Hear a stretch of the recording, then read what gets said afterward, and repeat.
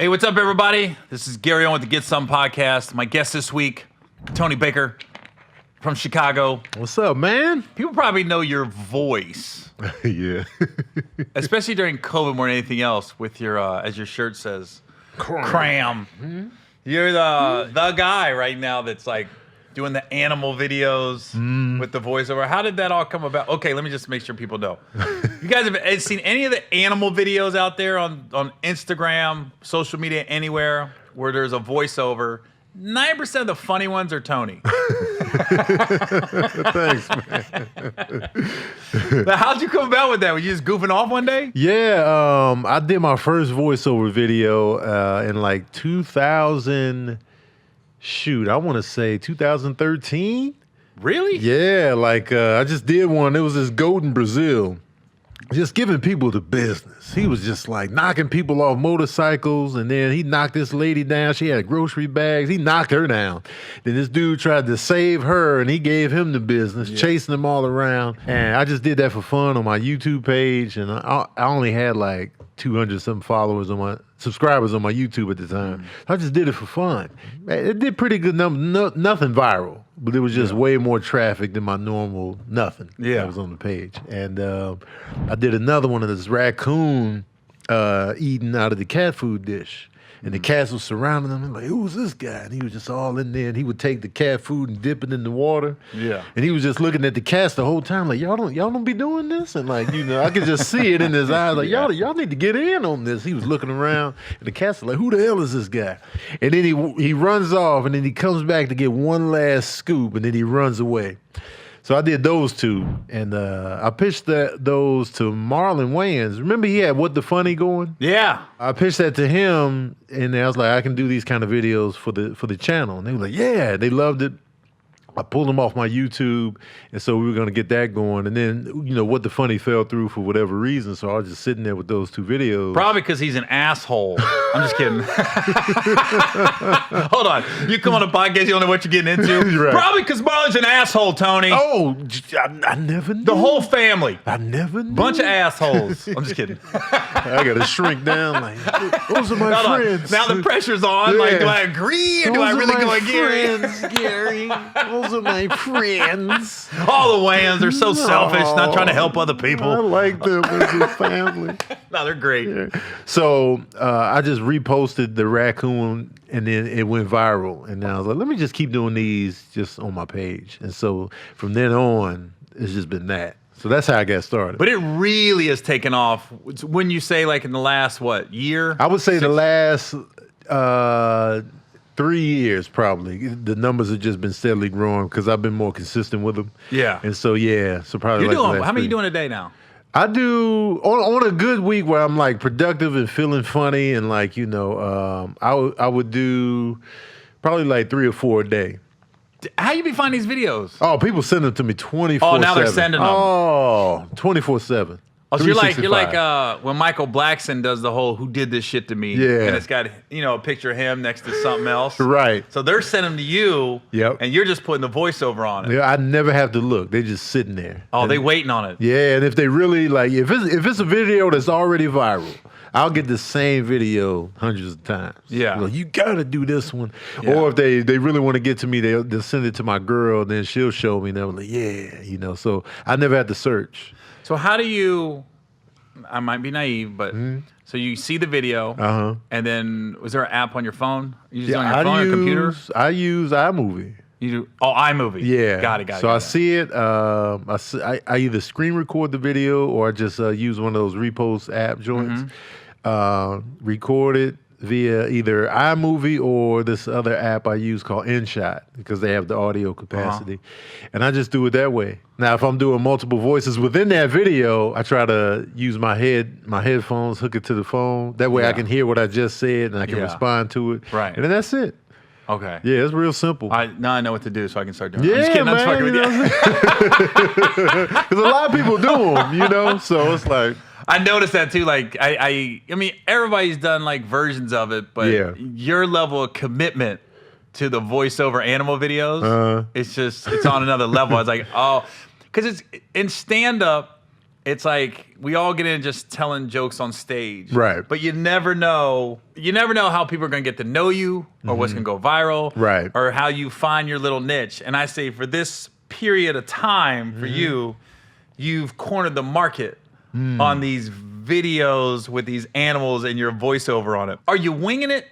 Are you doing like multiple takes when you're doing your voice? It depends on the video. Like some of them are super quick. They're like super short and I just nail it in one take. Other ones I might have to do multiple takes just depending on how I say it or what I want to throw in there. And then stuff comes to me on the fly too. So I'll be like, no, I'll say this instead.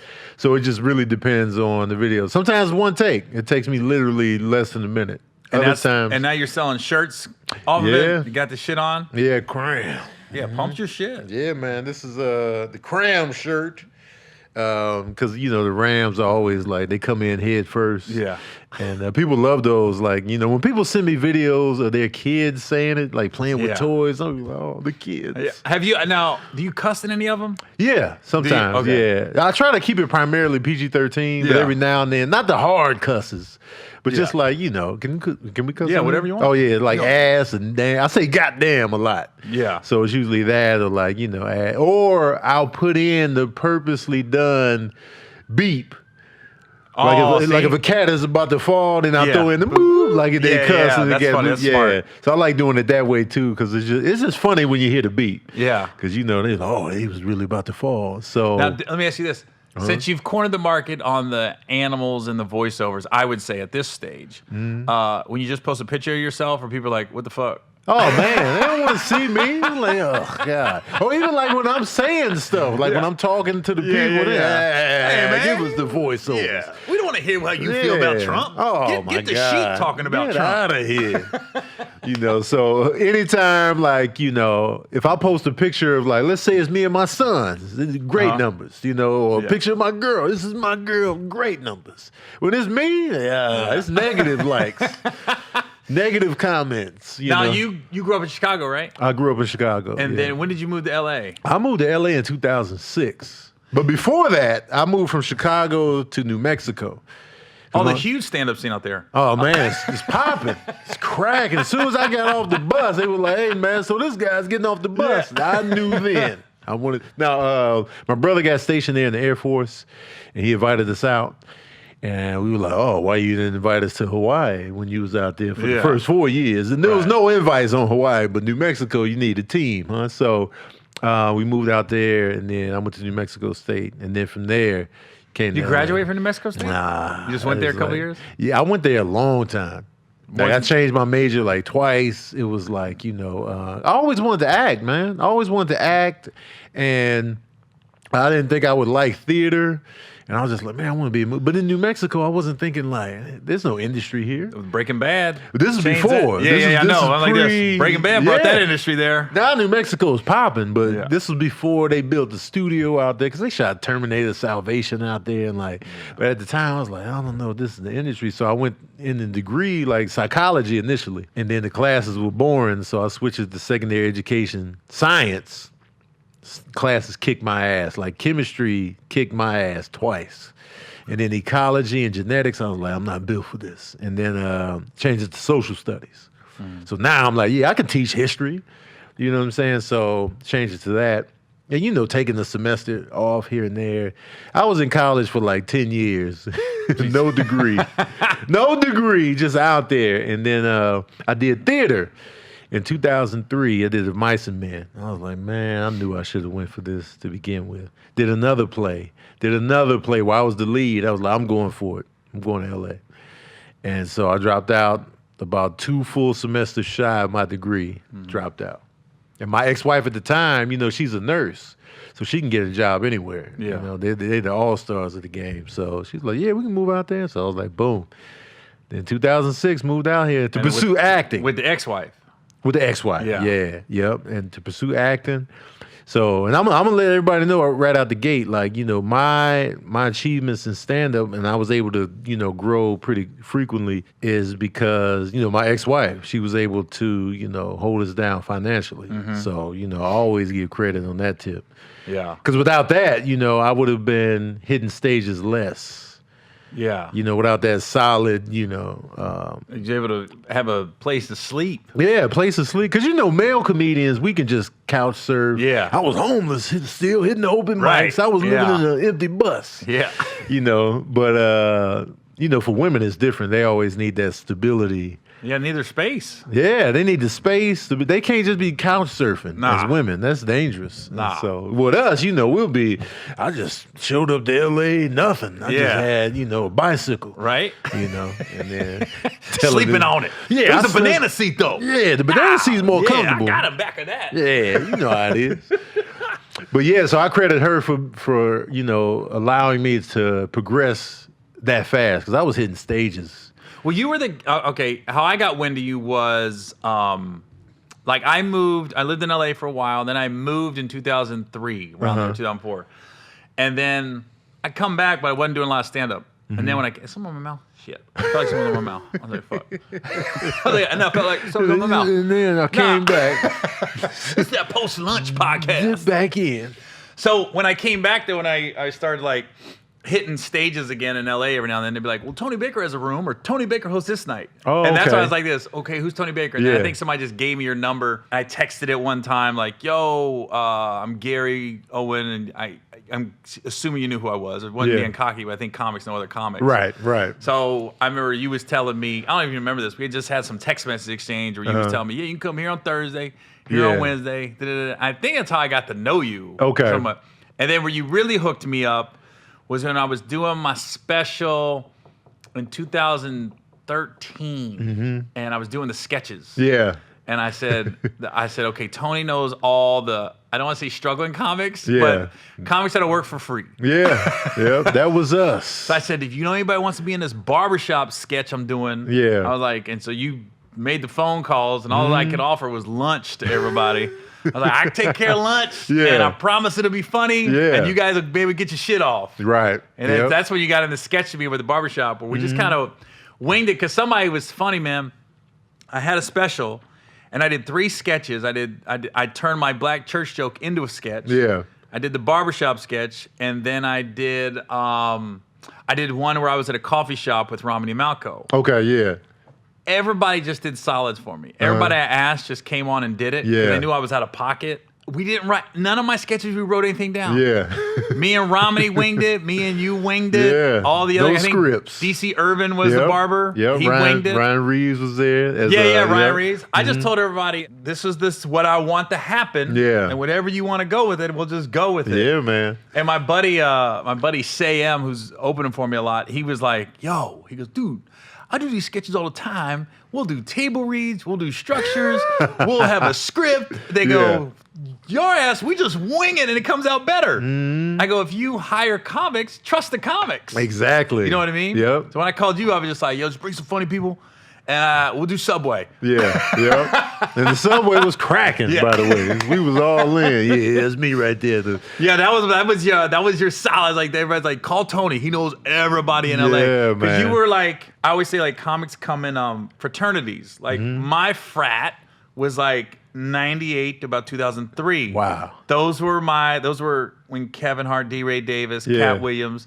That's when all of us showed up open micing. Wow. Trying to get on. I mean, there was 100 others that Yeah. did make it, but like that was my group. That's a hell of a class. Yeah, man. right. Wow. That late '90s, and you were like the frat after me. You came in 2006, and I'm sure you got your group that you've seen open micing. We got the Yes. Improv and Comedy Store and everywhere else where it's the same like group of like 30 every now and then. You'll see 'em. Yeah. We came in because I actually started in 2008 because once I moved out here for acting, you think you're going to get off the bus. It's going to be a director like, oh, man, you be perfect for this movie I'm working on. Even though I didn't come on the bus, you just got that scene in your mind. You're getting off the Greyhound. You got your suitcase, the old school suitcases with the brown handles and the stickers on them. Ray. You come out like, you standing there, dress shoes on for no reason.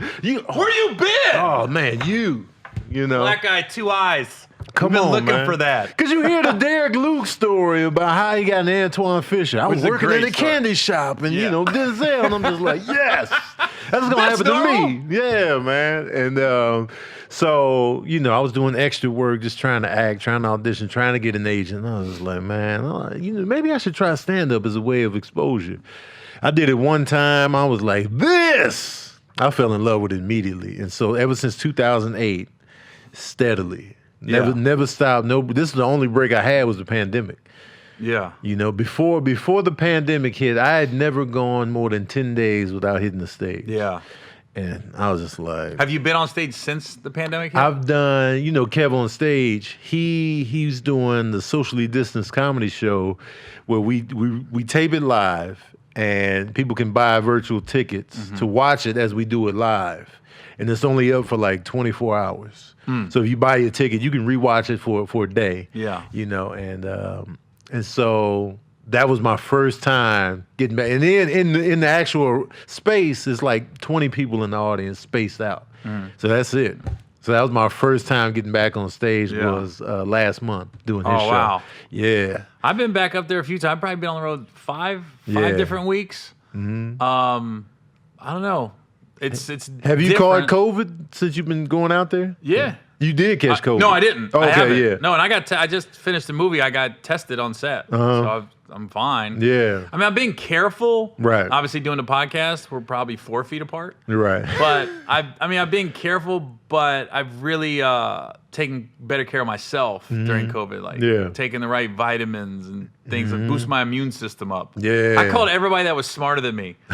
When the COVID hit, I called everybody I knew that's healthier than me, that I know they know what they're talking about. What do I got to take? Right. That's all I've been doing. I mean, I got like 8 vitamins a morning I'm taking. Oh, wow. Different shit that I should have been taking. Almost I did the Tom Brady thing. Tom Brady said he always treats his body like he's sick, so he never gets sick. Oh, wow. Because whenever you get sick, you eat the right things and you drink the right things and you take the right medicine and vitamins and stuff. Right. Tom Brady said I haven't been sick in like 20 years because I always take care of myself like that. And I go, oh yeah, maybe I should start doing that. Tom Brady it up, man. You ain't lying. When all else fails, Tom Brady it. You know what I'm saying? Because he's aging like a black guy. Yeah, he is aging slow, man, and still killing. Yeah. I've never seen nothing like it. Best quarterback of all time, would you say? I say. Yeah. I can't argue with that. I mean, you got to realize he's not really had like he had Randy Moss. Yeah. And I think Gronk will go in the Hall of Fame. But outside of that, there hasn't been like there's not been Hall of Fame tailbacks and Hall of Fame wide receivers he's dealing with every year. He makes them into that. Right. Yeah. Wes Welker? Oh, yeah. Without Tom? Who knows where Julian Edelman will be? If he's even a wide receiver without Tom Brady. Right. He was a quarterback in college. Edelman was? Yeah. Oh, wow. I never would have thought that. Yeah, he was a quarterback in college. Wow. He was like a 6th-round pick, and then Welker got a headache, and there's an infamous video of Bill Belichick telling Wes Welker, don't come out the game unless you really have to come out the game. Yeah. Because somebody's waiting to come in the game, and Edelman came in. Wow. It's almost like Belichick knew before it happened. He just said like tongue in cheek, all right, come out if you want to, Wes, but somebody's waiting. And you see Edelman just on the sideline, like, don't even know the plays and shit. Waiting. That's crazy. And they just came in. Are you a huge sports fan? I wouldn't say huge. I'm very like I don't know the players like off the top of my head. I don't know what college they went to, but I was into football. Then I kind of turned my back on them with the whole Kaepernick thing. I was like, I don't know. I don't think y'all care about us. So I faded, and then I go hard for my teams in basketball and football. So like a Bears fan and Bulls fan. Oh, really? Yeah. So struggling lately. But you had your years. Let me tell you something, man. I'm sick of it. Even when Chicago got good and we went to the playoffs. You talking about the Bulls? Oh, you talking about the Bulls? Bulls or Bears, either one. Oh, I mean, this struggle city. Take your pick in the city. But Chicago was good. Like last season, the one where we went to the playoffs and they missed the kick. Yeah. Made the kick, had to redo it. Oh, God. Yeah. And then with the Bulls, right now we got Zach LaVine killing. And Kobe White, rookie is killing, but we just need those pieces. I mean, you got to realize the stars aligned for that Jordan era to come in. And did you watch The Last Dance? Hell yes. Every episode, I couldn't wait. I couldn't either, but it was more like how everything had to align. Yeah. Just for him to get picked by the Bulls. Yeah. How the coaches and the players came to be on the team. I was like this, God, dude. I was frustrated. I was a organic, Ewing though. guy. Oh, okay. That was some frustrating years for me, boy. Yeah, who is your basketball team? Because we all know you ride for the Bengals. Yeah, but we who's know your that. basketball?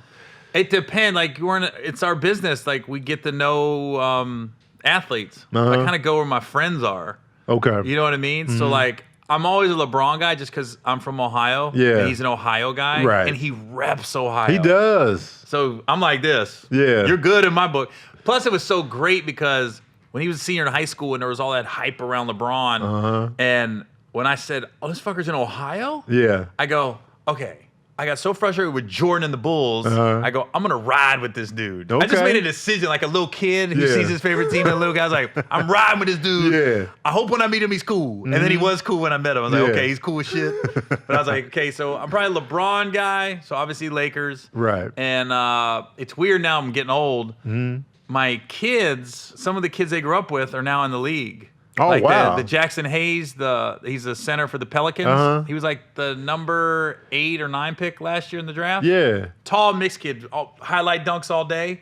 My kids grew up with him. Wow. They went to the same school? Elementary, from like first grade on. That's the whole crazy. family's a bunch of athletes. But just to see him, like now he's in the league and, Yeah. it happened so fast for him. That's crazy. His junior year of high school, he averaged like 1 point a game. Barely played. Yeah. And then the summer between his junior and senior year, he grew. Not only did he grow like 5 inches, he was already athletic. He became Superman athletic. All of a Wow. sudden, everything just came together. Uh-huh. And then he went to Texas 1 year. Yeah. 7 foot, can jump out of the gym. You can't teach that. We got to go in the draft. And he got picked by Pelicans, and now he's in the league, man. It's just cool to see. Like, I know his mom and dad, and their whole family's cool. Yeah. And it's easy to root for him. Right. And You know what I mean? they're from Ohio. Yeah, from Cincinnati. Okay. His dad was the tight ends coach for the Bengals, Wow. but his mom was the basketball player. The mom went to Drake and took him to the Sweet 16. So she's tall. The whole family is. Yeah. They breed. Everybody's just there. redwoods They're breeding. walking around. They're breeding athletes. Because his younger sister's at UC now. She's a freshman playing basketball. And the 2 younger brothers, I think they're going to be football players. Wow. They're going to follow in their dad's footsteps. The whole squad. And then his cousins one went to Wisconsin. Like, the whole family's just... They planned this, hooking up as parents. They planned this. They weren't even attracted to each other. They were just they like, probably didn't like each we other. can build Yeah, we could build a dynasty. an athletic compound. Let's just do it. I was gonna do that. I Yeah. was gonna try to get Brittany Griner pregnant. I would just tell my wife, look, this is for our future. This is, we You building know what I the mean. compound. I always tell my wife, look, if I get somebody pregnant, it's gonna be an Olympic athlete. You were showing her handmade brochures. Yeah, I'm like this. See, this Look, is look, what we could, Look at her mom and dad. Look at her. I didn't do this for us. slide it to your wife I didn't over enjoy breakfast. Check Yeah. this out. Look at this. Look She's at on the the stats on Olympic this one. No, you're not feeling all right. Slide it back. She just signed with Nike. Yeah, you have to think about the bigger I picture. didn't like it. No, I did this. I had no emotion. You don't think our kids would like somebody in the NBA? I would like a brother in the NBA. That'd be nice, wouldn't it? Yeah, I know you're mad now. Take a look again. But guess what? Take another look at it. It's just what you want? I fucked up with my wife. When I met my wife, she worked for Shaq. And then she worked for the Clippers, and then she worked for Shaq. So I was like, she's into sports. Yeah. My kids are going to be into sports. Because that's the thing. Everybody wants the athlete kids. Right. But you also want to take your son to the football game. He's excited to go, or Yeah. your daughter. No. Ugh. My son doesn't give a fuck about sports. I'm like this. What's he into? Just video games. Of course. He likes sports. Like he'll every now and then he'll chime in on something. But Yeah. he's not like me. Okay. Like do you have kids? Yeah, they got 2 boys. You got 2. How old are they? 20 and 18. Oh, you got adults. Yeah. You're like me. All my kids are grown. Yeah, they they're up there, adults, man. Now, are they Bears and Bulls fans? Yeah, I kind of forced them into it because, and I feel bad. That's one regret I have as a parent because they were trying to, be individuals and like, I think I might like LeBron. Then I was like, hey, man, no son of mine is going to like LeBron unless he's on the Bulls. And this is when he went to Miami. I wasn't for it at all. 'Cause I feel like he bailed out No on son of Cleveland. mine. There's no loyalty. And he was like, I think I might like the Vikings. No, you don't. Now the Vikings, that was pure blasphemy because they're in our division. That's the rival. Come on, man. He might as well have said the Packers. Yeah. And that I would have disowned him had he said that. I'd have kicked him out in the streets. Yeah. But then, because, But Detroit Lions just let it slide. Detroit Lions is fine. Oh, you feel bad for people? Yeah, okay. Detroit Lions, they can do that. Detroit's yeah, fine. I'm fine with that. And plus, my favorite running back of all time is Barry Sanders. Oh, okay. But I was like, but I felt bad for them because they're coming in an era where Chicago is struggling. Mm-hmm. They saw the Derrick Rose action. They were like, oh, okay. But then it was struggle city when he left. So it's just like, man, they can't come up on a winning era. I don't feel bad. Like I did. Listen, I don't feel bad. I'm from Cincinnati, man. I don't give a fuck about your underprivileged kids that didn't get to see championships. Whatever. Welcome to my world, Tony Baker children. I don't know what you're trying to get out of me right now, Tony. No, I was just saying. I don't feel bad at all for them little motherfuckers.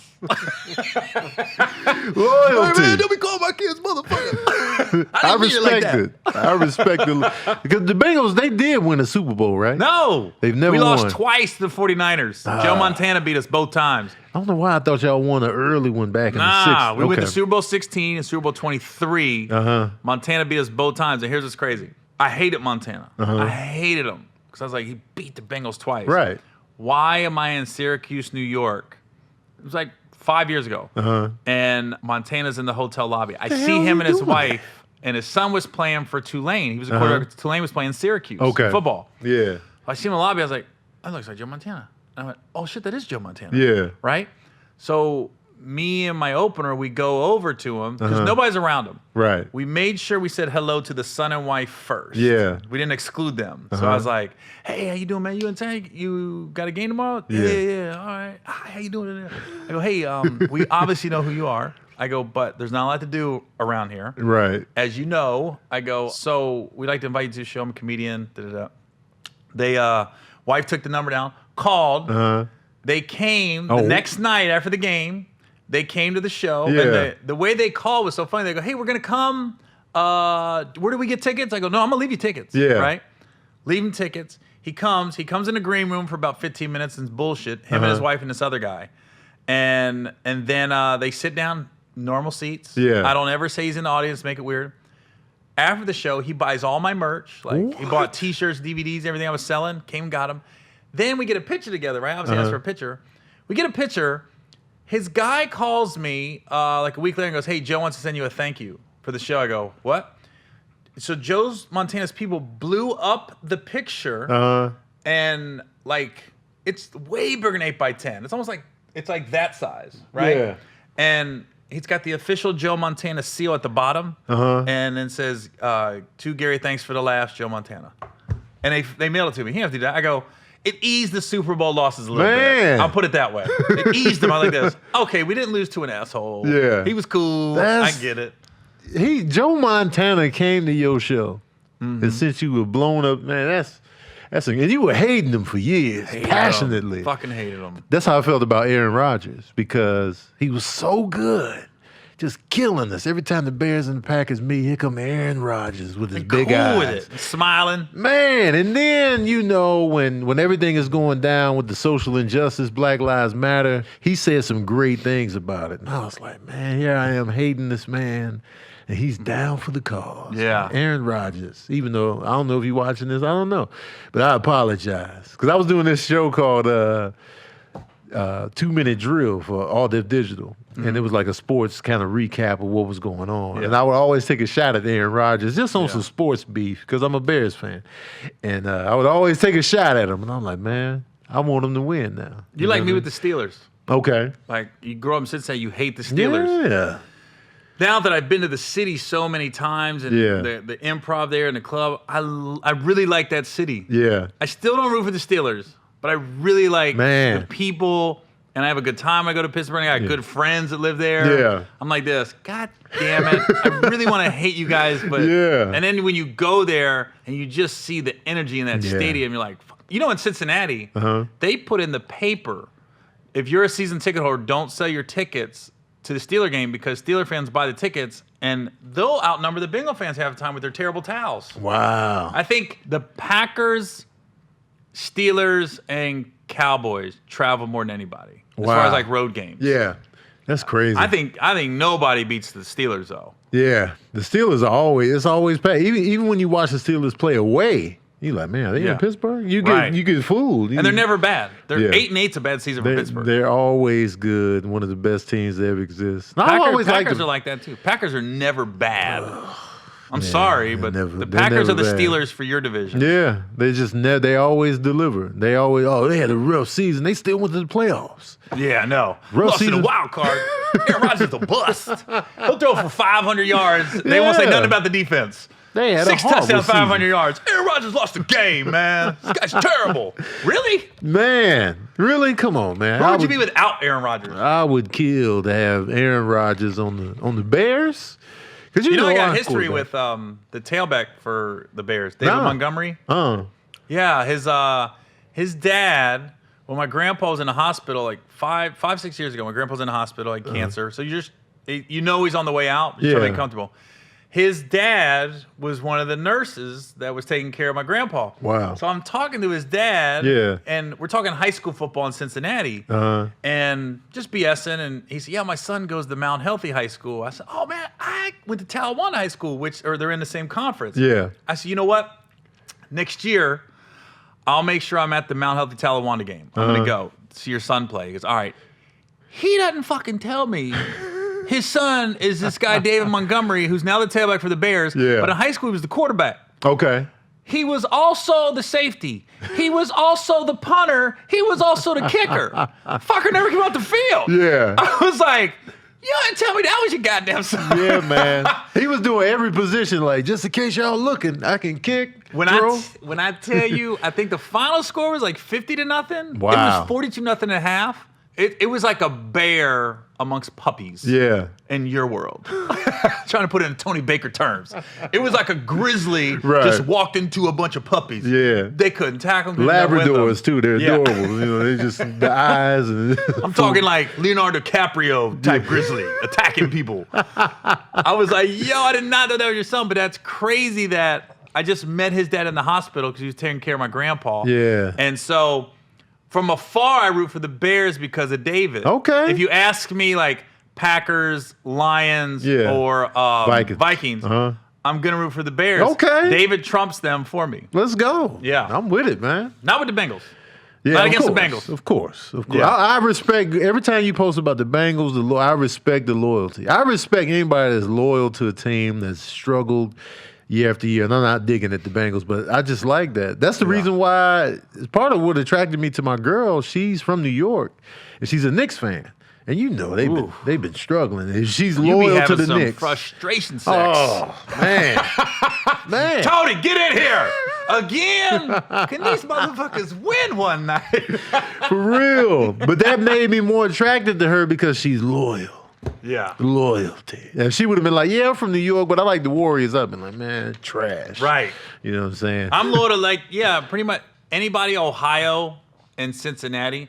So, it's almost like anybody that comes out of my area, I try to pull for as much as I can. Did you ever play sports? Yeah, high school. I played football and wrestled, and I played baseball, and then my best sport was probably the shot put. Okay. Because I went out for track my senior year and I never did it. I just wanted to do something.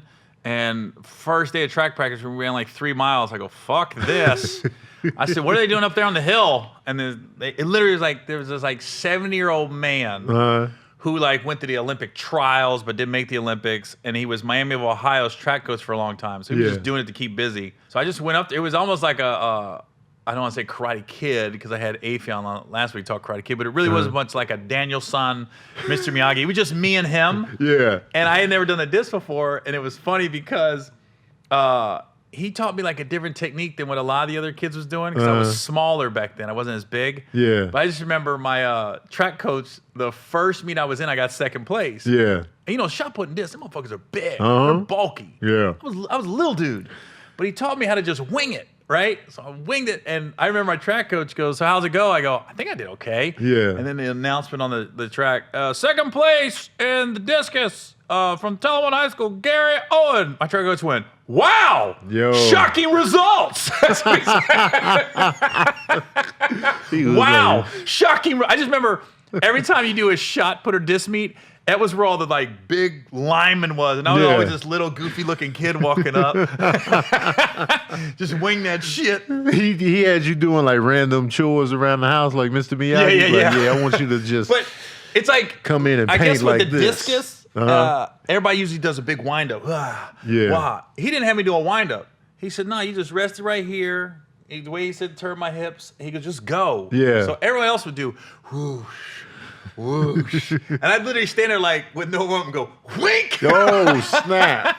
Doing the quick jab discus toss? I still got my discus ribbons. Okay, you got to. Yeah. You got to. Anything you flourished at in high school, no matter how minuscule, you got to hold on to. Yeah.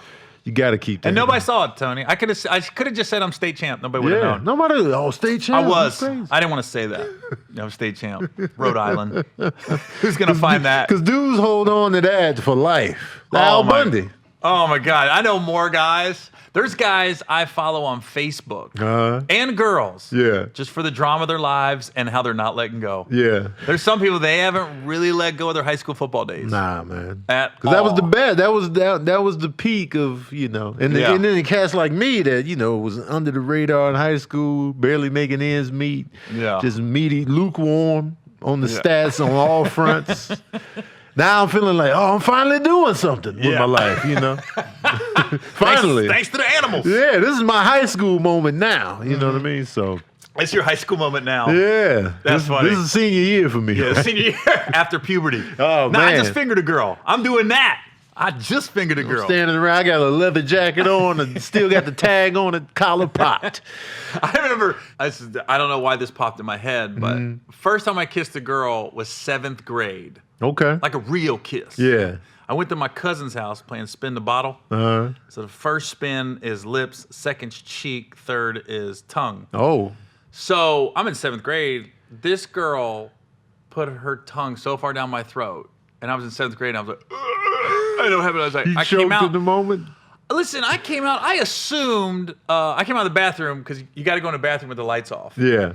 But keep in mind, everybody else was in 9th grade at this part. I was only 7th grade, and it was a different school district. Okay. I was at my cousin's house for the weekend. So I came to school Monday, my school, thinking everybody knows game has changed. Gary has French kissed. I French kissed 4 girls that night. Yeah. Right? Because bottle kept hitting me correctly. Man, he was so I was like, here. I just assume when I got to school, everybody's like, this different motherfucker now. Yeah. It was like 3.5 years before I kissed another girl. Because they didn't know. Yeah. I was like, I remember walking around like, you motherfuckers don't know what I did this weekend. Yeah, come on now. I kissed 3 girls. Maybe 4. What girls you kissed? No, she in a different school district. That once you say she don't go here, nobody believes you after nobody. that. Oh, she don't go here. Right. That was the go-to. Heard that one. Man, because as a kid, I'm not a virgin.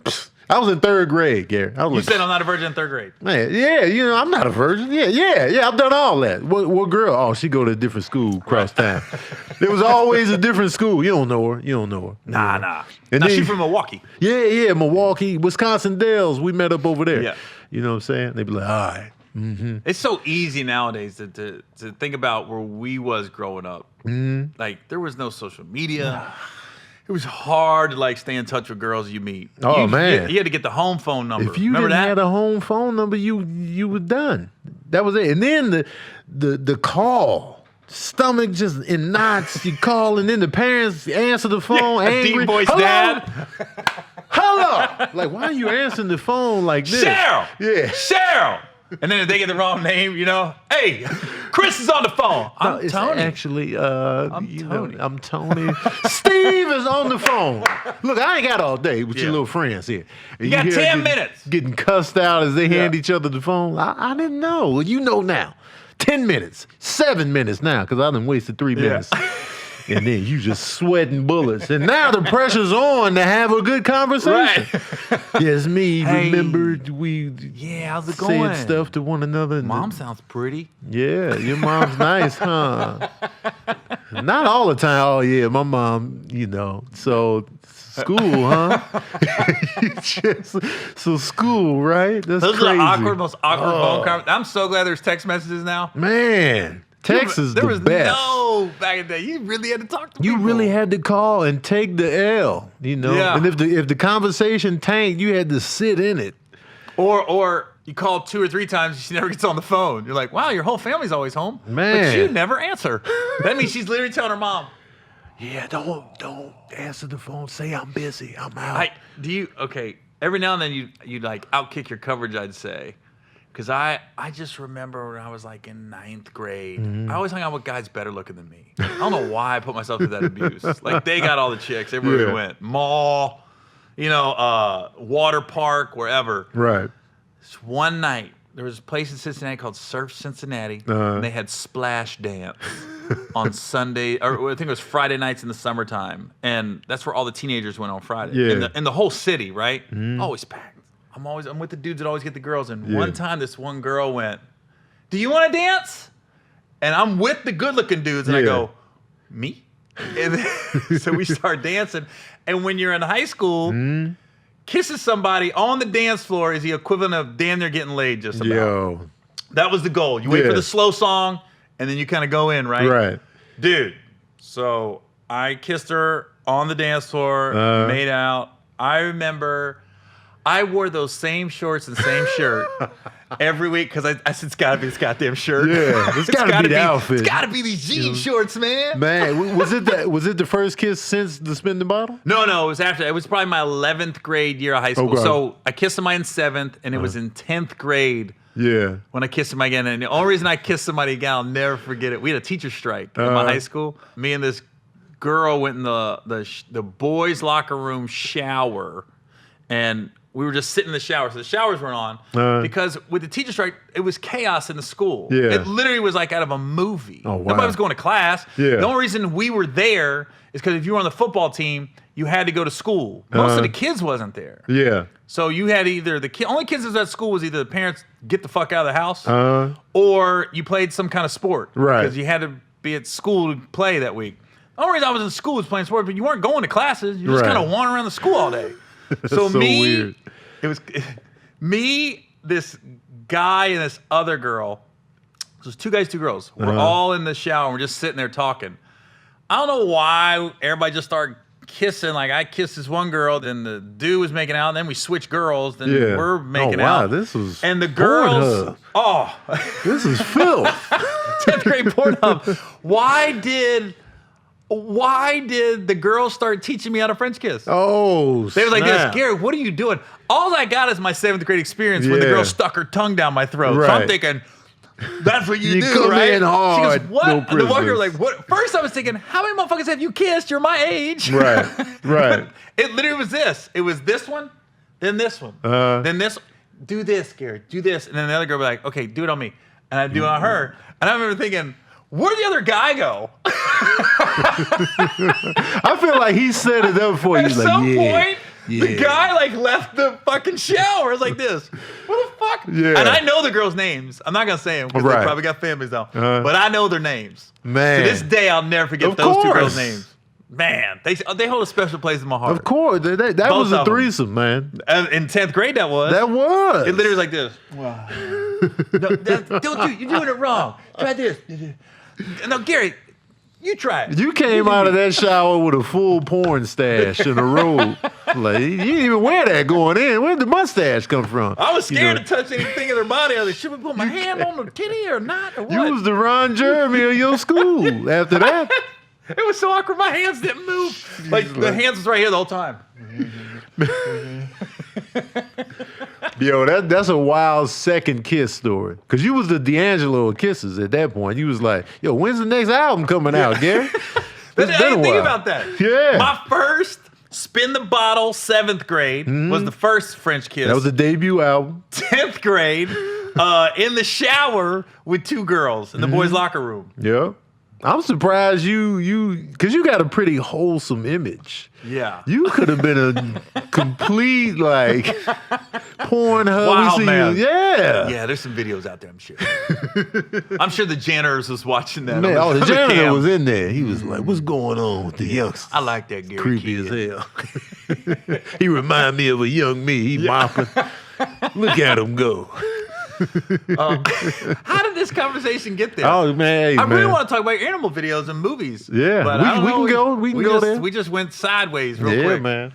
Now, I think it was about a year ago I called you for that movie with Michael Jai White. Yes. And I was talking to numerous people on the podcast before, but I always say in this community we're in, entertainment community, I go, the media, a lot of times we're selfish, we only care about ourselves and stuff. But I find more often than not, it's a pretty giving, generous business to be in. Yeah. You're not gonna get every job. Right. And once you come to grips that everybody's vying for these few jobs out there, right, you're not gonna get everyone. You can either get bitter or just keep it moving. Yeah. So it's crazy. So I did Undercover Brother 2. Uh-huh.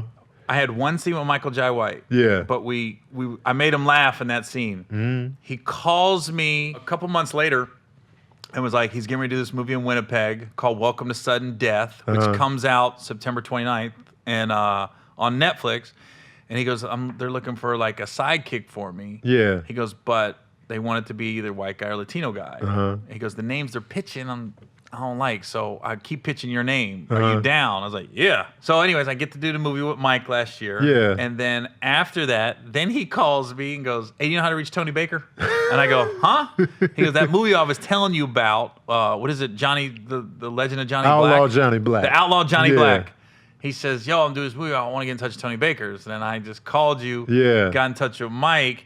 And it's weird when you make the phone call to introduce somebody to somebody else, and then you see you on set. I was like, oh, it worked out. I was like excited. I felt like I was the casting director. I go, oh, it worked out. Yeah, it did, man. Thank you for that, man. Because I was like, yes, of course. Because I'm a huge fan of Black Dynamite. Yeah. To me, that's one of the funniest comedies of the last decade or so.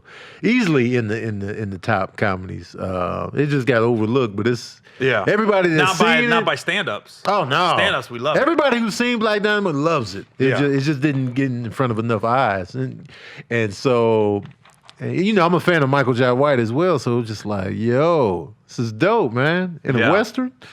I was like, wow. Because when you called me, I was like, oh, this must be urgent, Because I remember we were texting at first, and then I passed out. And so I had missed your calls like right after that. I was like, oh, what happened? Dude, I called you like it was my part. Here's the thing. I figure Mike went to bat for me for this movie, right? Yeah. For the movie I did with him. Now he's asking me for something. Yeah. And I was like, I gotta fucking deliver. Like that was my way of like paying him back for getting me in a movie. I was like, I gotta deliver. Let's go. They're like, you gotta call me back. I called you back. Like, yeah, for sure. So after I called you and got you in touch with Mike, did you just called Mike or did you text him? Yeah, I hit him up. I always text first. Yeah. I don't just come in hot like the girl to spin the bottle. You know what I'm saying? I come in, and I text like, hey, this is Tony. I'm not sure if it's a good time. And so he hits me back right away, and then he was just telling me about the idea, and I was just like, yeah. He could have been like anything. I was like, yes. I got this movie. It's a Western, but I got this shower with these two girls on either side of you. Yeah. I got that idea from Gary Owen. Yeah, can you do that? Yes. Now you're going to be fully dressed, hands to the side. And the girls are Hillary Clinton and Roseanne Barr. Yes. Yeah, you cool with that? Yep. All right. Let's get it. You know what I'm saying? Because I was such a fan. He was saying it's the same team as Black Dynamite. I was like, yes. You had me at hello. Yeah. Because I was scared he was going to be like, all right, this movie, I'm kicking ass and taking names. Yeah. And I'm going to just beat you down in the prison scene. I was like, I don't know if I'm the right guy for the choreography. In the prison scene. Yeah, and then it's going to be a rape right after that. You cool with nudity, Tony? You cool? I'm gonna tap your balls. Yeah. But I'm not gonna cuff them. Yeah, I'm going to come in, nice uppercut to your sack, and then bow, and then, slow motion. There's one ball hang lower than the other. Yeah. Just let me know. I'll hit that one. Bow right there. What you think? It's going to be the same team as Black Dynamite. Yes, I'll do it. Yeah, man. And then so there's obviously there was no audition. No. They just offered you. Just offered me the part. So how long after the initial phone call were you on set? Shoot, I would say less than a month. Because I feel like we started shooting that late October, maybe November of last year. Maybe October of last year. And I feel like you hit me up. Because I remember I was on the road. I think I was in Virginia. I was doing the Funny Bone that weekend. And that had to be September. Yeah. Because I started doing the solo road gigs after I was on tour with Kevin to here. I started doing my solo run. That kicked off in like late August to December. Yeah. So I'm thinking it had to be September. So I was on set October. Yeah. How long were you on set? Like, I did how many days did I shoot? I feel like I shot maybe 7 days, 6 or 7 days, like total. That's a decent. I feel like it was like 6 or 7. What's your character? I can't really reveal everything, but I'm just like the sheriff. Okay. Yeah. Well, I saw your outfit. Oh yeah, man! I was out there. You had a hairpiece on. Had the hairpiece party right here. And Stash was on smash, and then I had the trench coat, the boots. Yeah.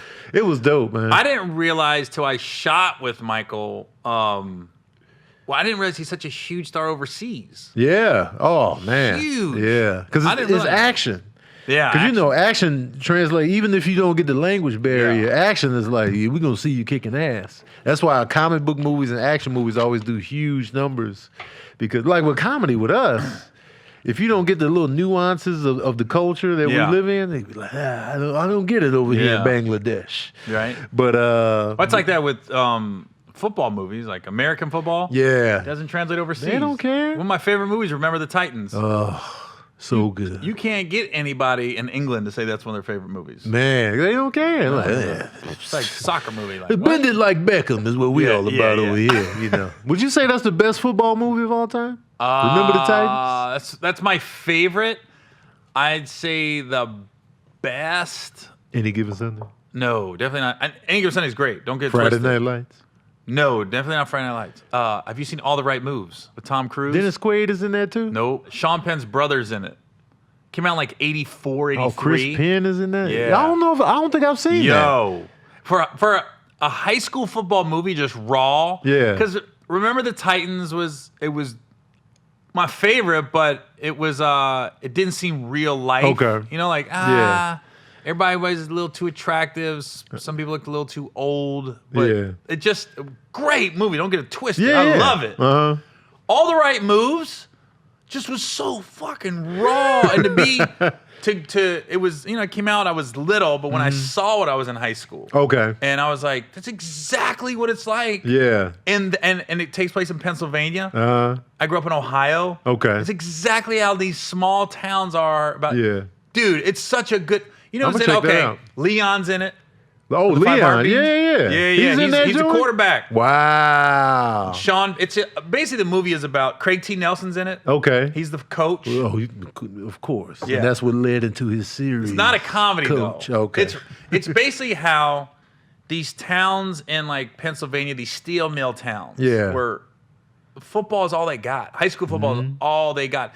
It's all these people that didn't pan out like they wanted to, like you said in high school. So now they're working in the steel mills. They can't get out of this town. But the only thing like gives them hope and gives them pride is their high school football team. And Tom Cruise is this he's not a wild boy. He's a DB trying to get a college scholarship. Oh, so he's not even QB in the movie. Nah, he's the defensive back. And he's at odds with the coach. Like they're always arguing because the coach is like basically telling him go for the ball. Tom Cruise wants to tackle the guy. Little shit, right? But he always smarts off to the coach. Yeah. It's just Chris Penn is a middle linebacker about to go to USC, gets his girlfriend pregnant in high school, and he's like, I don't know if I'm going to leave or not. Yeah. And Tom Cruise is like, you got to get out. You got to get out of this town, man. And he's like, dude, I got a kid coming. I can't just leave my fucking kid. Man. It's just so raw. I'm going to have to check that out, man. Shout out to Chris Penn, too, man. Yeah. I would probably, I'll put it this way. The first time I saw All the Right Moves, I was like, this is the best football movie I've ever seen. Yeah. Probably because of my age and everything. But as far as like watching it over and over and over again, it's hard to Remember the Titans. Yeah. Because you always look forward to Rev getting hurt and Sunshine flipping that linebacker over. Man, listen. Always, it's weird, but you look forward to the car wreck. Yeah. Because you know they're going to come together that's my brother. It's going to bring them together. Man, you know what I mean? That was a good movie, man. And then what's crazy about those movies like Friday Night Lights and Remember the Titans is you just assume everybody's going to Ohio State and UCLA. And then when they do the end where everybody went, he went to Worcester College. Yep. He went to Austin P. Clovis Community College. Wait.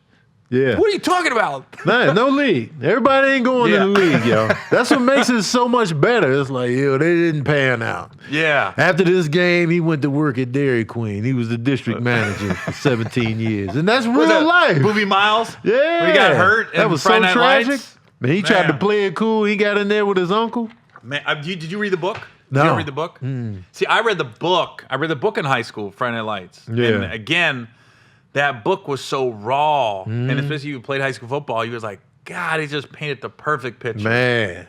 Friday Night Lights was good. Varsity Blues was good, too. Varsity Blues was good. Yeah. I auditioned for that. Did you? Yeah, for the Paul Walker's part. Really? Mm-hmm. Wow. Didn't get it, obviously.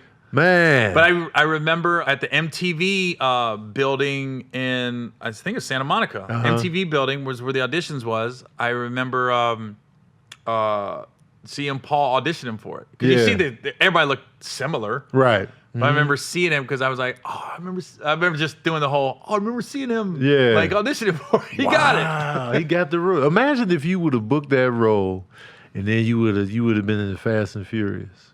Imagine that. Fuck. You would have been like, Dom, man, we're a family. Damn. And Dom would have been like, that. I live my life a quarter mile at a time. And then you would have came back with the line. Fuck.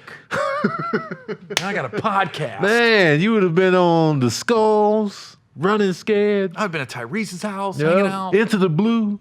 Fuck. You've been in every Paul Walker movie, man. God damn it. All it took was that one Varsity Blues role. And they'd be like, we're going to bring you in for Fast and the Furious. I got my own studio. I'm like this. I didn't pay for this water. It was given to me. It's in the budget. Man, shout out to Paul Walker, man. It's funny when you think about people's careers and how just one thing can lead to another. The trajectory of it. You're just like, happens all that the guy time. would have got it. Like Kevin is for SNL. Didn't get it. What if he would have got it? What if he would have got it? You know what I mean? Yep. How does that change everything? I auditioned for this one show called Lyrist Lounge on MTV. I remember that show. And I don't know who, the only person I remember from the show was Tracy Ellis Ross was on there. Yep. But I remember the callbacks for that. And me, and it was 4 people in the room. Yeah. It was me, Anthony Anderson, and Mike Epps in the lobby waiting to go in and read. Wow. And nobody knew who Epps was at that time. This was before Friday. Yeah. And Anthony he was on the whatever daytime ABC show, the high school show. But this is when I knew there was levels of auditioning. Because we were playing, the audition was an angry Easter bunny that wasn't happy. He's got to be happy all the time. So fucking Anthony showed up in Easter bunny outfit. Oh, he already had it on. Oh, the callback? Anthony was in an Easter bunny outfit with ears. And I went, man. Oh, shit, there's levels of this shit. He committed. You came in and I just got my regular shit on. I was like, what the fuck was that? he was ready. Holy shit. Did he get it? No. Oh. None of us, but that's what I was saying. Yeah. Think about the 3 people that I saw at the callback, which you do the first audition, it's a cattle call. Right. Obviously, they see something in you, they call you back. So that every time you do auditions, the room gets smaller. The couch is not many people.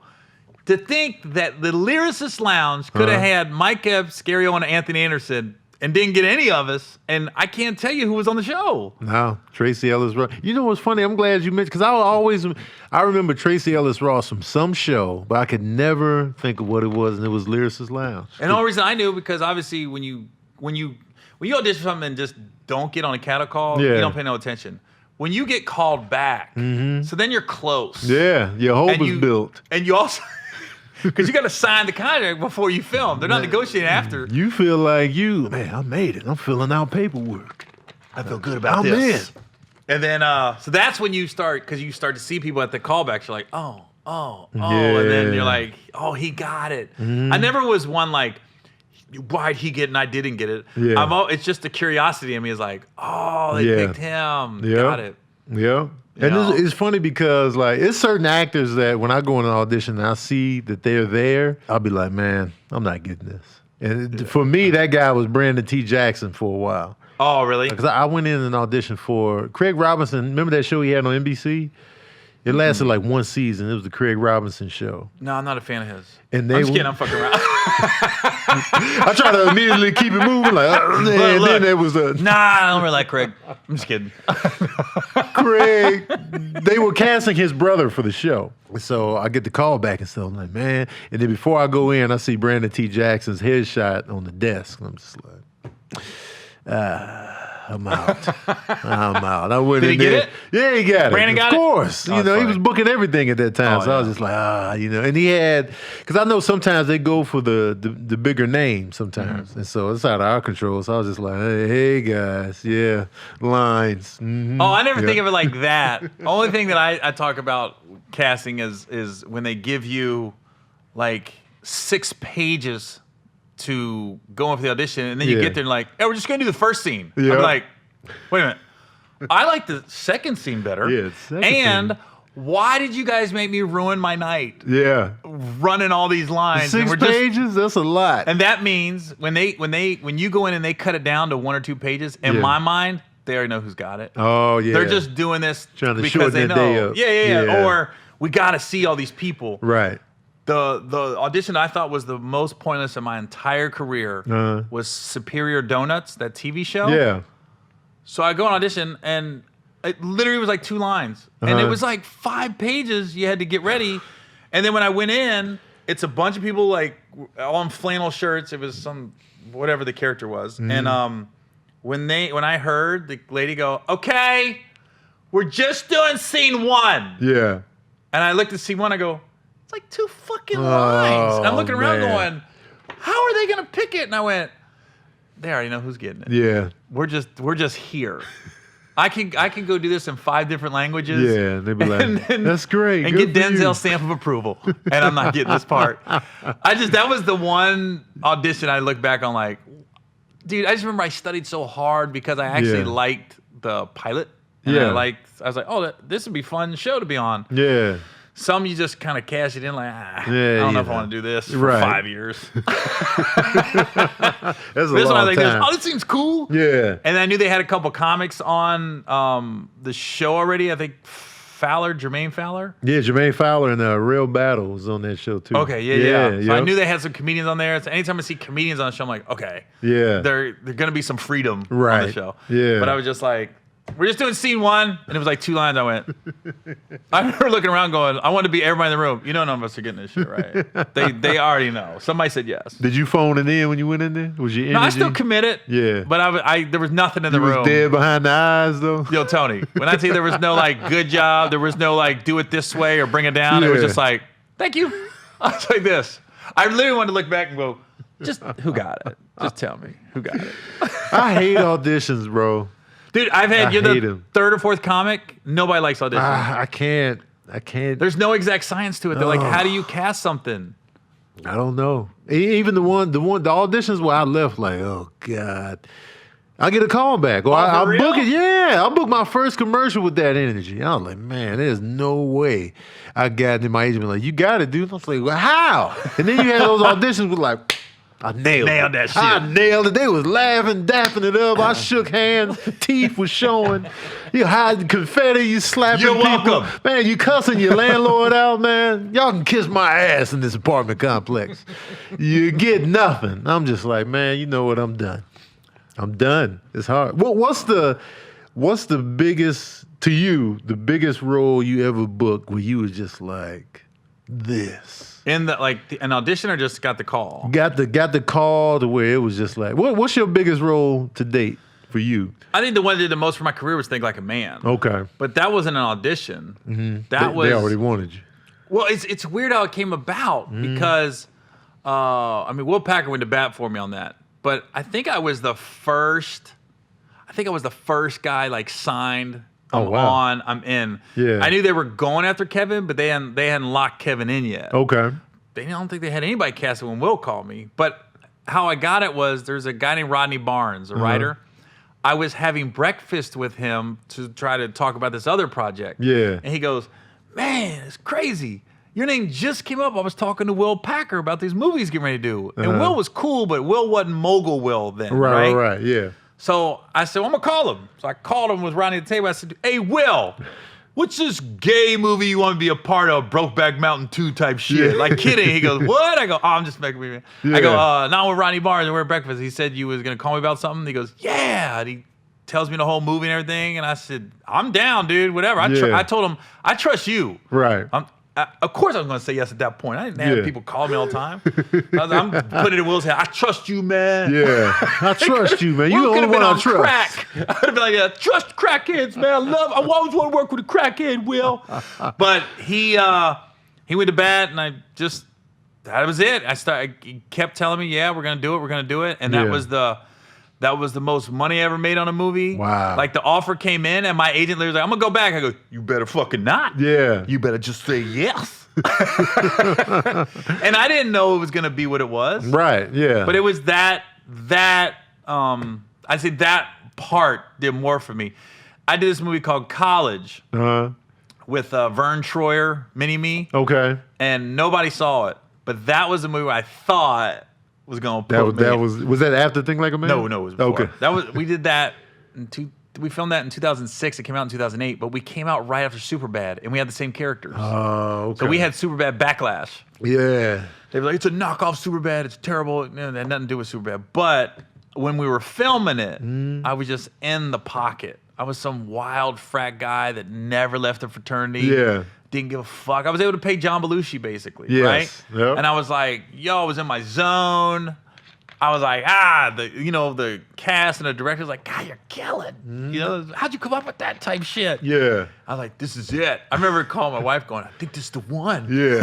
I think this is it, huh? And then they kept postponing the premiere date. We're going to come out here. We're going to come out here. I was like, when the fuck is this movie coming out?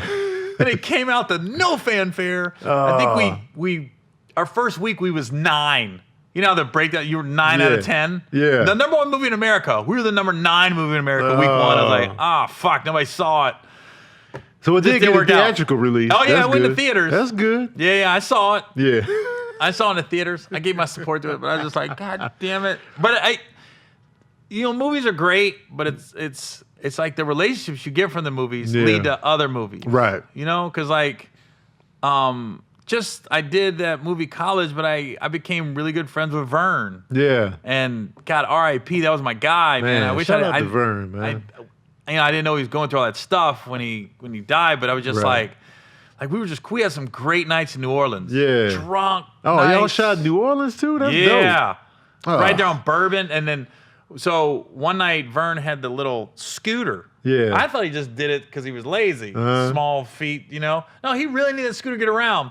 I got drunk with him one night. I take the scooter. I'm riding around Bourbon. No. Shit. I come back like 2 minutes later. Here's Vern going, hey, asshole. I can't fucking leave without it. It's like this. All my fault. By this point, he's got 30 motherfuckers around him. Yeah. Drunk people on Bourbon. I feel like a dick. Now I'm his handler. Man. He's like this, hey, asshole, with his tiny hand. What the fuck, man? I can't get away from this shit. Oh, man. He couldn't get away from the crowd coming after him. That's crazy. You know? And you was living your drunk life on the... I'm just on a scooter. I think I came back with like drinks in my hand. Hey, Vern! We're living it up, baby. Po' boys on me. And he drove back off. He was still standing there like... Hurricanes, I got 2 of them. I got hand grenades. What's up? Drove off again. Yeah. But I mean, that relationship, it was just like, you know, that was worth it in itself. Man. The movie, just to get to know Vern and had a good time, got to party with him and stuff. That's dope, man. I feel like we keep touching on people that passed away. It's been a dark time this year, though. Paul Walker, Vern, Chris Penn. I put this on for Chadwick. Did you ever meet Chadwick? I never got a chance to, man. Yeah. Oh, man. You know, I was worried that, you know, seeing him thin, you know, because, you know, a while ago when it came on, is he okay? It was like, I thought he was doing it for a role. I did too. I was like, yeah, you know, because he was slim in 21 Bridges or whatever. I was like, oh, he must be doing it for a role. Yeah. Because even in 5 Bloods, he didn't look as slim as he did in 21 Bridges. Yeah. So it was still like, oh, okay, he's good. Yeah. And then, you know, my boy Sam texted me right before I hit the stage for that show I did Friday. He sent me that text, and I was like, what? Yeah. I was like, man. It makes you think, like, you know. This year sucked. This is the worst year of all time. This is the worst. I mean, between the Black Mamba and the Black Panther. This is ridiculous. John Thompson. It just keeps COVID. going. It keeps going. Not to mention the police killings. Oh my God! It's like this is the worst year that I've ever existed. Yeah, I can't think agree. of a more worse year than 2020. Yeah, as far as just like society's concerned, Man, it's just we still got a whole fall to go through. I don't know. I don't know what to say about that shit. It's just so dark right now. Yeah, It's to the point you're not surprised. That's the sad part. Usually you're surprised. Michael Jackson died, you were shocked. Yeah. Now you just kind of roll with it. Man. You're like this. Oh, I figured something else would happen. Yeah. Oh, Prince too. Oh man, it's crazy. We starting to get numb to all the sadness. We just like, of course, you know.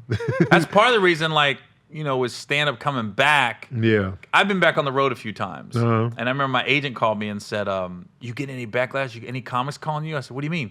He goes, I guess there's comics that were calling other comics, guilting them if they went back on the road. Yeah. And I was like, oh, no, I'm a black comic. I'm sure those are white comics calling white comics. And he went through his role. He called me back. He goes, oh my God, you're right. Yeah. He goes, every comic that we have on our roster that has been like guilted on social media or another comic called them, it's white comics calling white comics. I go, oh no, the black comics, the only black comics are calling me are going, hey, what's it like? Or get your money, man. Exactly what we do. Like, what was it like? Yeah. How was the show? It's safe though, right? Was it funny? All right, cool. You good? You good? Yeah. Because it was like the moment I was about to step out, DL had his issue on the stage, and I was like, oh, let me step back into the bushes. Because people have been asking, reaching out. I was like, I don't know if I really want to.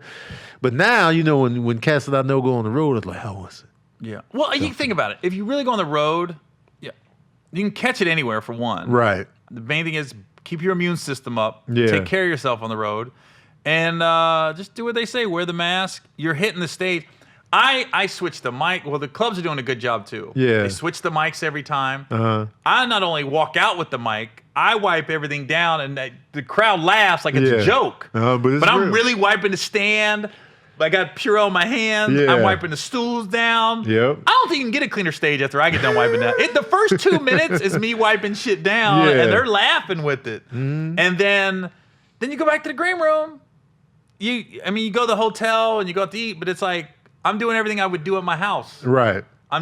There is a point. There's an hour of my day where I'm in front of people, but even they're socially distanced. Right. So it's like this. It's as safe as you can get it. I mean, you are probably the most susceptible I am is on the planes. Right, yeah. That's the scariest part for me, the plane. Because it's like, the You got to keep your mask on, that's all. Yeah. Just keep your mask on. Now they're giving you wipes to wipe your shit down as soon as you get on. And I heard some airlines are doing limited capacity. Delta's the best. Oh, Delta is, okay. Because they're my favorite. They're my favorite airline. By far. Delta's no middle seats in coach and nobody next to you in first. And let's go. Right. I'm going somewhere now, man. I didn't know if Delta was... Oh, Delta's the best. Okay. My opener flew Spirit, and Spirit doesn't even know COVID happened. Spirit was like this. Spirit started COVID. Yeah. That's where it originated. A lot of people don't know that. Spirit Airlines, that's why the tickets are so cheap. I was at the airport one time in Atlanta, and something was going on. It was, I don't know if it was All-Star. It must have been All-Star when it was in Vegas. Uh-huh. And I stood at that terminal, and it was like I was at a strip club. Oh, God. It was all strippers on this flight. Boom, boom, boom, boom. But it was every level of stripper. Yeah. It was the Friday night, prime midnight to 3 a.m. strippers. It was the Monday lunch strippers. It was the Tuesday at 6 p.m. strippers. I was like, it was every level. Man. And I'm sitting there watching them get on this plane going, ooh, she's aiming high. She should go to the CBA All-Star game. Spirit, That's the big three. All-Star game. Oh, my God. Yeah, my buddy flew in, my guy over, he goes, man, I don't think Spirit knows there's a pandemic. That's what he said. He goes, they didn't require a mask. Oh, they didn't give a fuck. You could sit where you wanted. I was like, wow. They are the worst airlines, in my opinion. Spirit? Yeah. Oh, you can't get me on Spirit. Oh, nah. I flew on one time, never again. Yeah. Never. I'd rather take a road trip to the face to get back on Spirit, man. Because they charge you for everything. You know what I'm saying? Oh, you got a wallet? Yeah, $25. I'm like this. You walk onto the plane, the flight attendant. Hi, welcome aboard. How you doing? It's $20. Say hello. Man, you say hello back, $25. Oh, you looked at me. That's 2 blinks, $25. Have you flew Frontier? Yes, I flew Frontier once. It wasn't as bad as Spirit to me. Yeah, well, clearly not. But they're saying they charge you for everything. Yeah. So I had a show in Vegas that night. And I'm flying out of Cincy. So it's the only time I missed my flight, and it was completely my fault. I can't blame it on traffic or irresponsible in anything. It was just, I didn't know that at 45 minutes, United cuts you off. If you have bags, you're not getting on the plane, or your bag's not getting on the plane. Mm-hmm. I'm not lying. I looked, it was 44. Yeah. I was like this. I thought the girl was kidding. I was like, she goes, you missed the cutoff, so either you can go, but your bag can't. You want to take your bag to your car, or you can't get on a flight. I go, what? I go, shut up. I'm kidding. It was a black girl, so I assumed she was kidding because she knew me. She was like, yeah, I'm sorry, it's cut off. I go, well, it's 45 minutes. Like it's, if my flight's at 10 o'clock, I go, it's 9:16. I'm good. She goes, they don't play with the cutoff. I was like, you're serious? So now I'm like, I want to be mad, but I got nobody to be mad at but myself. I was like, and I literally was at the airport for 10 minutes in my car just fucking around. Like, I'm just fiddling around, not rushing. I was like, I'm good. Because Delta, for me, I'm diamond on Delta. I can get there 30 minutes. Right. So she hooked me up. She found a Frontier flight that would get me to Vegas in time for my show. So I get on the Frontier flight. Why does the flight attendant go, why are you on this flight? I was like this. What? It was a black flight attendant, of course. She goes, why are you on this flight? I was like, I'm explaining to her like it's explaining to you. I was on United. It was 45 minutes, and they cut me off. She goes, come in the back, Gary. She takes you to the last row where her bags are, the flight attendant row, right? Yeah. Takes her bags out, puts them up top. She goes, I'll make sure nobody's sitting here. And the other two, so now I got the whole row. Yeah. Then she brings me back the biggest bottle of water I've ever seen. It's like that big, Dasani. Hands me these M&Ms and these chips, the big bag. They go, what's all this? She goes, I was talking about Better Airline. So, but then I see her going to the other rows with the water and the snacks. They charged for everything. They charged you for water. Oh my God. That's what got me. I told her, I go, you guys charge for water? She goes, I know. She goes, just don't talk bad about us. This is my job. I go, I ain't talking shit about Frontier. You hooked me up. As you was like, y'all charge. Yo. I'm so hydrated. Yeah. I'm so hydrated. My skin is amazing. You had a full bottle of water. They was getting the shot like glasses. This, but the big one. Oh my God. It was like a 50 ouncer. Man, that's dope though. Yeah, she took care of me. Man. I always say I'm black famous. I love seeing black people in customer service. Like, man, because they know you. Except the one at United. Oh. She wasn't being a bitch about it. She was just like, that's the rule. I wish I could. 45 minutes, United. So if anybody's watching the podcast, it's 45 minutes at United if you got a bag. Don't go 44. It's not that much longer for other airlines, right? No, I mean, but I know I've gotten a Delta 30. I fly Delta 90% of the time. Yeah. So that's why I wasn't in a rush. Yeah. I was like, I'm good. Because I know they do like a cutoff. You got the luggage. And so I always try to be like, I got to get in there if I got the bags. But man, do you, because we all know you pop in the black community. What's it like when you get around white comedians? Do they know of you? They do. I mean, if you're selling a decent amount of tickets, you get to know people because you're at the comedy clubs. But I do know there's a huge, just a disconnect between black comedians and the white comedians for the most part. Because I'll give you two examples. I did, what's that guy? Theo Vaughn. Yeah. I did his podcast, and he asked me, have I ever met Cat Williams? He goes, he talked about Cat, and he goes, you ever met him? And I went, what? And I go, the fact that he asked me, have I met Cat Williams? I've known Cat for like 23 years, like I said. Done so many shows with him. Right. Did a fucking movie with him. And he asked me, have I met him? I went, what? I just told him, I said, if a comic's black, I know him. Right. I'll just put it that way. All of them. Yeah. You know? Oh, okay. And they started asking me questions. I was like, wow, there's a huge disconnect here. Yeah, man. And then I saw Joe Rogan had Kevin Hart on his podcast. And the black community, The night Kevin, Eddie Murphy, Dave Chappelle, and Chris Rock had dinner and took that picture with Gabrielle. For some reason, Gabrielle and Dwayne Wade was in it too. Yeah. That picture, we all know about that dinner and that thing. Joe Rogan had no clue. Like Kev goes, there was a dinner. One night I had a dinner with Chappelle and Rock and Eddie, and Joe goes, "What the fuck? Are you serious?" He goes, "Can you pull that picture up?" And like Joe's web guy pulled the picture up, and I go, "How the fuck does he not know that?" Yeah. Like we all knew that. It's a so different world. I don't know if they all know me, but there's definitely a their world and our world. Not right or wrong, but it's even just a like different world. Like for example, when this podcast, when I got here, and before I found I was going to do the podcast at this studio, I came and did the Fighter and Kid podcast with Brennan Schaub and Brian Callen, right? And Steven Jackson and Matt Barnes were doing a promo shoot here, right? Yeah. So I go behind Steven, and I don't think a couple guys in this building knew I'm Black Famous, right? I go behind Steven, and I go, Matt had he was acting like he was smoking a joint. It might have been a joint. You know, Matt. He was doing a promo shoot, but they had some rap music playing, and Matt's smoking the joint, taking the picture, and I get behind Steven Jackson. He don't know it's me. I go, wow, black guy smoking weed, listening to hip-hop, how original. And Steven goes, what the fuck? Oh, what's up, G? And he hugs me and shit, right? And you literally saw a couple guys go, oh, fuck. He about to get his ass kicked. And then they were like, wait a minute, he's hugging him? You saw it. Like, I saw it in their eyes. Like, what the fuck? Oh, wait a minute. They know you like that? You're allowed to say things like that to them? So there is a definite... But on the other side of it, I did a show with Adam Sandler, and I never met him, and he was like, yo, you a funny motherfucker, man. So I was like, okay, he knows me. Right. I wouldn't know if he knew me or not. So, I mean, there is a difference. I've had a few white comics, like, give me, like, little digs, and I can tell they're giving me digs, and I don't know what I did to him to do that. There was a guy, Joe DeRosa's his name. And, you know, when people say something bad about you, it gets back to you. They say something good, it might. But I don't know what his deal is. He went on somebody's podcast or something, and he started going off. They said, is there one comic you don't like? And he goes, yeah, this Gary Owen guy. He goes, he does all this black-white shit, and it's offensive. It's not funny. It's offensive. And I was like, what the fuck? What'd I do to you? Right.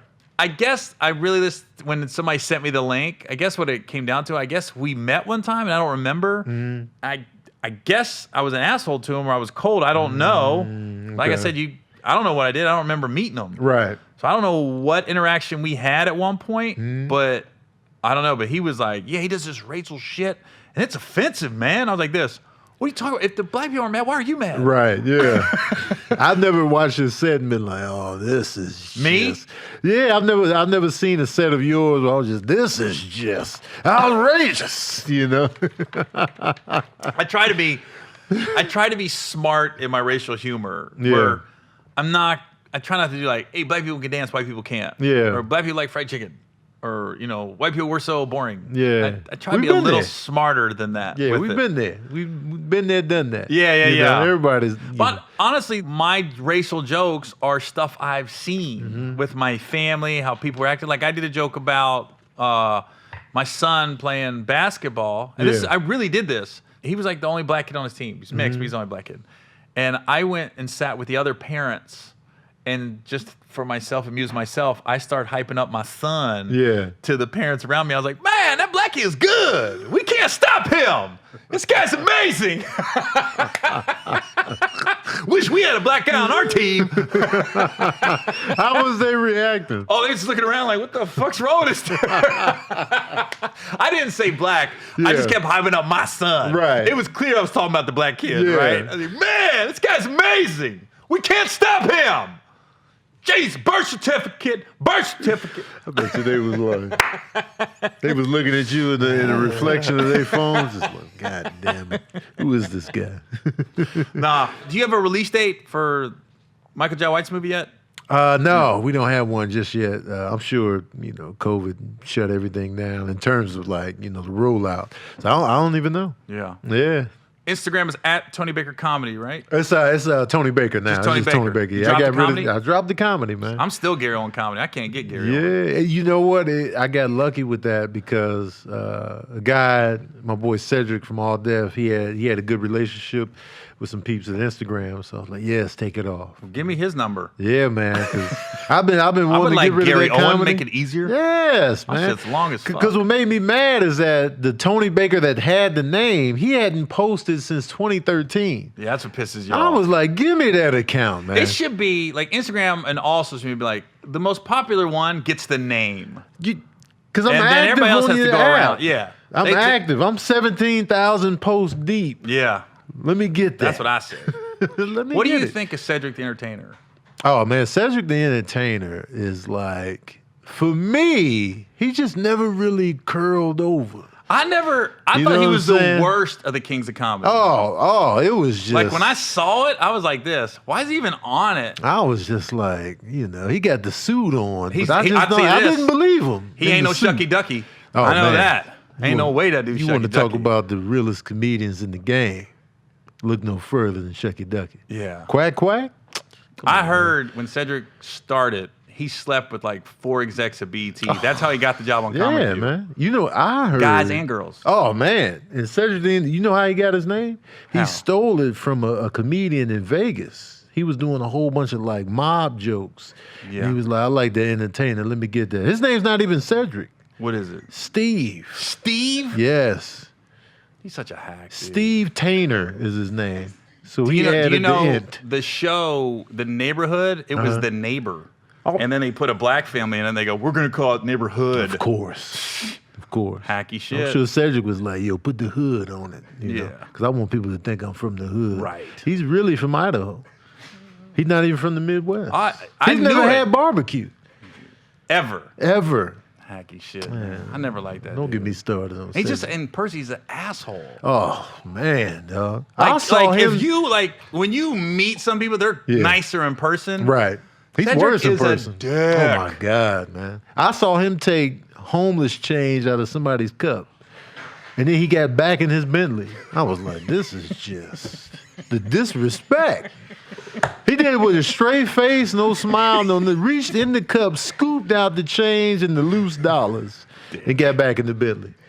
Got back in the Bentley. Got back in the Bentley. He wasn't even driving it. His driver was driving the Bentley, and Cedric ice grilled the homeless dude the whole time. It was. I was like, Dick. man, Bernie Mac never liked him. Oh, I ain't gonna say how I know. yeah. I had a conversation with Bernie. Oh, wow. Yeah, he was like, dude, I did not want. I want a Paul. Bernie wanted Paul Mooney. He did not want Cedric because he knew Paul was nice. Yeah. Paul's nice? He was a nice guy. Wow. And if you think Paul Mooney's nice, that shows you what a bigger dick Cedric is. It'd be your own people. And then when you look at the Kings of Comedy, Cedric was portrayed as the nicest one. Right. Like he was the Like he was Ceddy the guy. Bear? Oh, No, it was man. Ceddy Dick. You wanted to hug him.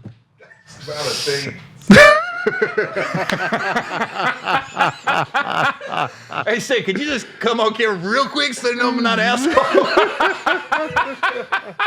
Okay, we're not assholes. Cedric was here. That's pretty good. I did take the homeless dude check. And hop back in the Bentley. I went driving. I was like, oh, you saw that? I was there. I was the homeless guy.